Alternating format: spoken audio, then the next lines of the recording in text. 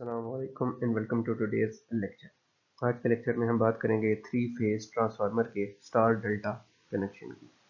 तो आए लेक्चर की तरफ चलते हैं। ये लेक्चर के कंटेंट्स स्लाइड्स में दिखाए गए। सबसे पहले हम स्टार डेल्टा कनेक्शन की कनेक्शन डायग्राम देखेंगे, उसकी जनरल फेजर डायग्राम बनाएंगे। उसके बाद जो कनेक्शन में फेज शिफ्ट एग्जिस्ट करता है जब इनपुट से आउटपुट साइड पे मूव करते हैं, तो उसको डिस्कस करेंगे कि वो कैसे निकाला जा सकता है, कैसे वो एग्जिस्ट करता है। फिर उसकी प्रॉपर्टीज, इक्वेशंस, एडवांटेजेस और डिसएडवांटेजेस के बारे में बात। अगर स्टार डेल्टा के कनेक्शन की बात की जाए तो इसको बनाने की भी जैसे पहले हमने डिफरेंट कनेक्शन बनाए थे, चार तरीके हैं।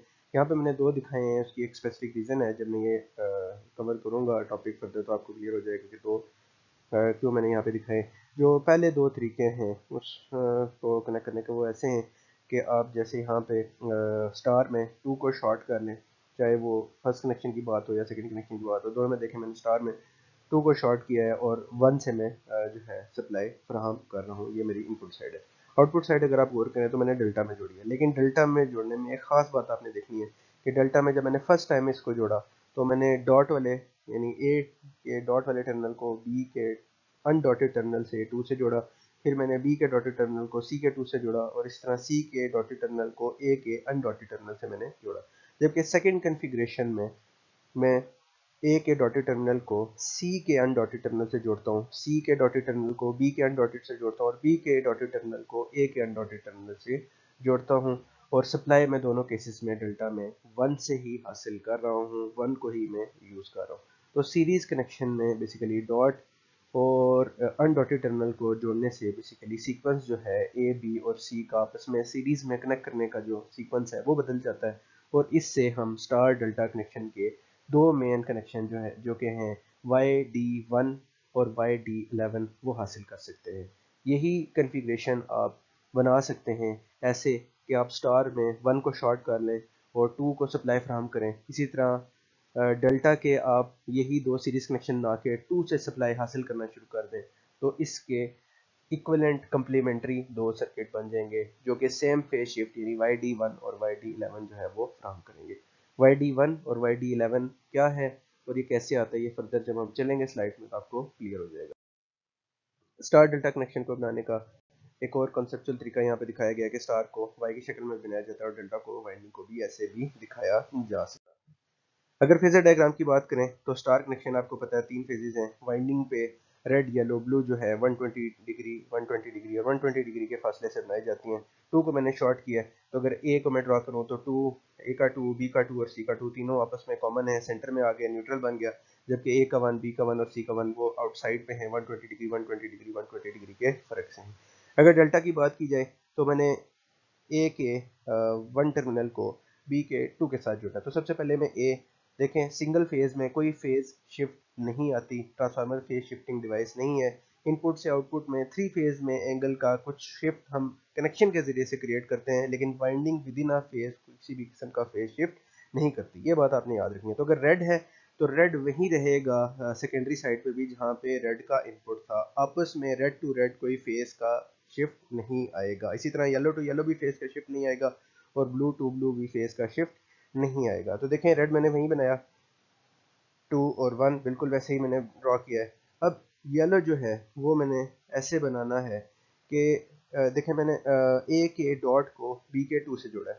तो ए के डॉट यानी ए के वन को बी के टू से जोड़ना है, तो ए के वन को बी के टू से आपने जोड़ना है। तो देखें मैं अब इसको यहाँ पे ये मैंने जोड़ दिया। इसी तरह फिर बी के वन को आपने जोड़ना है सी के टू के साथ। तो सी का वन जो है वो ए के टू के साथ जुड़ जाएगा। तो ये देखें ये डेल्टा की कनेक्शन की फेजर डायग्राम बन गई। तो ये स्टार डेल्टा की फेजर डायग्राम है। अब फेज शिफ्ट कैसे आता है?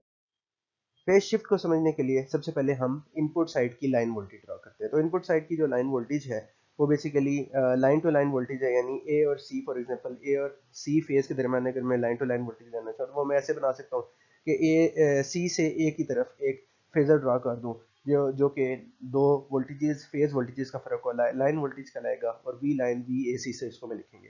इसकी डायरेक्शन ए की तरफ है और ये बनना स्टार्ट होता है सी से।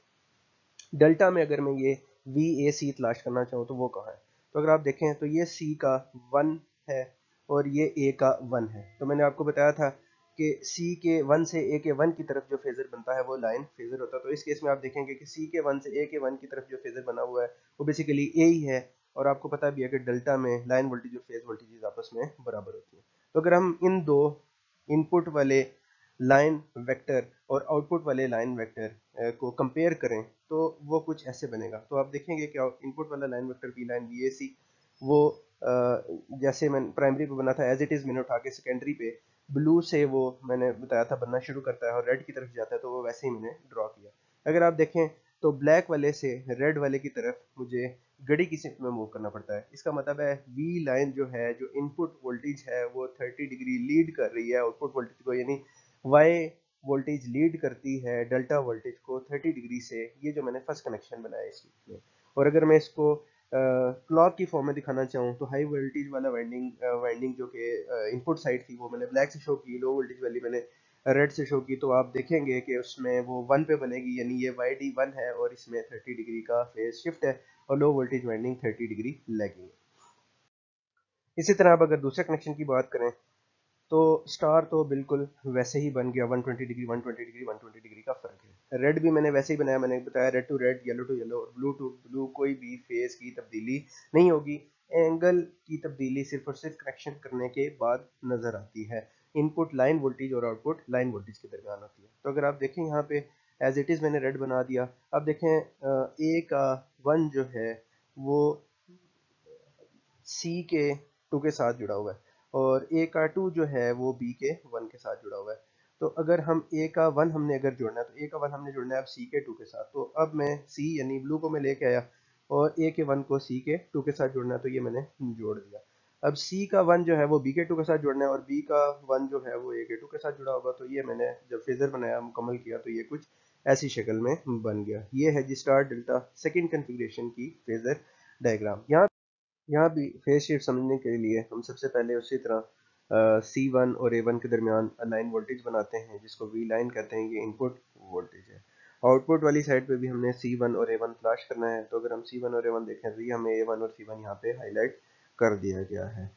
तो इन दोनों के दरमियान फेज शिफ्ट देखने का यही है कि जो फेजर बनेगा, जो लाइन वोल्टेज बनेगी वो सी से बनना शुरू होगी और ए की तरफ जाएगी। तो यहाँ भी मैं इसको कंपेयर करने के लिए सी से बनाऊंगा और ए की तरफ लेके जाऊंगा, तो आप देखेंगे कि ये कुछ देखने में ऐसा होगा। इस केस में आप देख सकते हैं कि इनपुट लाइन वोल्टेज से आउटपुट लाइन वोल्टेज की तरफ अगर हम जाएँ तो हमें घड़ी के मुखालिफ शिफ्ट में जाना पड़ता है। इसका मतलब है कि आउटपुट वाली साइड जो है वो हायर एंगल पे है और इनपुट वाली साइड लोअर एंगल पे है। इसका मतलब है लो वोल्टेज वाइंडिंग लीड कर रही है हाई वोल्टेज वाइंडिंग को 30 डिग्री से।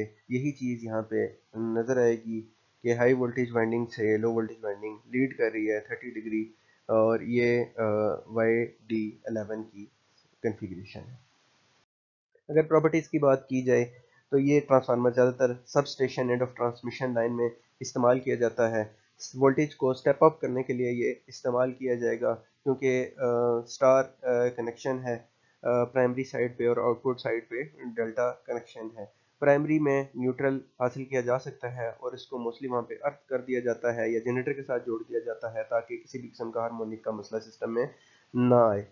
30 डिग्री का फेज शिफ्ट आता है जब इनपुट से आउटपुट की तरफ मूव करते हैं, जिसको हमने अच्छी तरह अभी फेजर्स में देखा। पैरेलल करने में इसीलिए क्योंकि फेज शिफ्ट मौजूद है तो कन्फिग्रेशन बहुत अहम है, यानी वाई डी वन के साथ ही पैरेलल में जा सकता है और वाई डी 11 के साथ ही पैरेलल में जोड़ा जा सकता है। अगर प्रॉपर कनेक्शन आपस में पैरेलल में नहीं जोड़े जाएंगे तो सिस्टम में इश्यूज आएंगे, शॉर्टिंग हो सकती है। डेल्टा कनेक्शन होने की वजह से हार्मोनिक्स जो हैं वो मिनिमाइज हो जाती हैं। डेल्टा हार्मोनिक्स को सिस्टम पे असरअंदाज नहीं होने देता और क्योंकि आउटपुट साइड डेल्टा है इसलिए अनबैलेंस पे भी इसकी कारकर्दगी काफ़ी तसल्ली बख्श है। अगर इक्वेशन की बात की जाए तो स्टार डेल्टा मैंने यहाँ पे दिखाया, स्टार वोल्टेज जो इनपुट वाली साइड पे आ रही है वो VL1 है। जब वो प्राइमरी वाइंडिंग पे आती है तो स्टार की प्रॉपर्टी की वजह से लाइन वोल्टेज डिवाइडेड बाय √3 हो जाती है। प्राइमरी वाइंडिंग से सेकेंडरी वाइंडिंग पे सिर्फ और सिर्फ म्यूचुअल इंडक्शन से आती हैं वैल्यूज, यानी K से मल्टीप्लाई होगी तो VP2 K VP1 के बराबर होगी और VP1 की वैल्यू अगर हम लिखें तो VL1/√3, अगर वो वैल्यू पुट करें तो VP2 = K VL1/√3 बन जाएगा। आउटपुट हमें पता है कि VL2 है और वो क्योंकि डेल्टा कनेक्शन है तो secondary line voltage VL2 primary winding voltage यानी VP2 के बराबर है।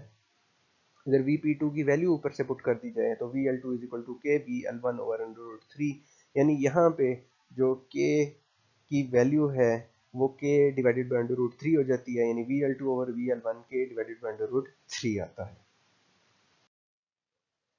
एडवांटेजेस की अगर बात करें तो प्राइमरी साइड क्योंकि स्टार कनेक्टेड होती है इसलिए इसमें कम टर्न्स की ज़रूरत होती है, वाइंडिंग पे वोल्टेज का दबाव कम आता है, इंसुलेशन कम दरकार होती है। प्राइमरी साइड को न्यूट्रल को अर्थ करके वोल्टेज में बिगाड़ जो है उसको रिमूव किया जा सकता है, यानी डिस्टोर्शन को ख़त्म किया जा सकता है।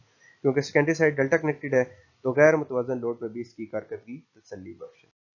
इस कनेक्शन का एक नुकसान ये है क्योंकि प्राइमरी और सेकेंडरी में जाते हुए फेज में शिफ्टिंग आ रही है, तो इसको पैरेलल में जोड़ते हुए आपने खास ख्याल रखना है, यानी सेम ग्रुप वाले ट्रांसफार्मर आपस में आप पैरेलल में जोड़ सकते हैं। डिफरेंट ग्रुप्स वाले ट्रांसफार्मर पैरेलल में जोड़ने से साइक्लिक करंट्स का इशू आ सकता है और शॉर्टिंग भी हो सकती है।